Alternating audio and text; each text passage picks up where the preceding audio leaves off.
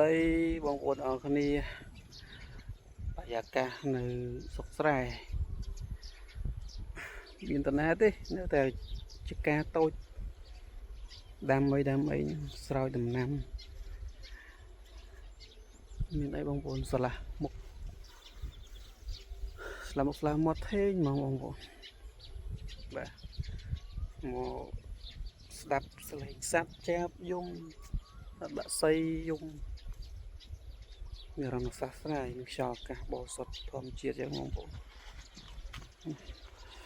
វាលស្រែល្វឹងល្វើយហលហេវខែប្រាំងអត់ទាន់មានអីលក្ខណៈធម្មជាតិដូចខែវស្សាបងប្អូនបាទឥឡូវពេលល្ងាចហ្នឹងមកសុខខ្យល់អាកាសធម្មជាតិហើយមកស្រោចដំណាំផងបាទលោកបងប្អូនវារងសាស្ត្រស្រ័យស្រស់ស្រាយមែនទែនបងប្អូននេះអេស្បៃគឺតើគោះយ៉ាងម្ដាំដឹងមិនម៉ែទេបើខែនឹងខែក្តៅអញ្ចឹងវារស់ខ្លះមកខ្លះអញ្ចឹងវាក្តៅពេកតែមិនអីក៏ស្លាប់ដែរអស់ក្តៅវាស្លាប់មួយអាទិត្យហ្នឹងគឺឃើញវាលាស់ចាប់ដើម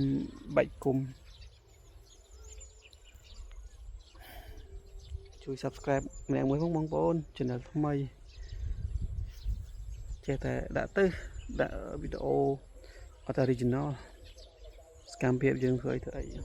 ហើយមានចែករំលែកចំណេះដឹងទូទៅទៅទៅនឹង technology បើខ្ញុំចេះគឺខ្ញុំចែករំលែក Channel ថ្មីរបស់ខ្ញុំនេះបាទបងប្អូនអញ្ចឹងមានតែប៉ុណ្្នឹងទេជួយ Subscribe បងប្អូនផងបងប្អូនបាទអរគុណច្រើនបាទជម្រាបលា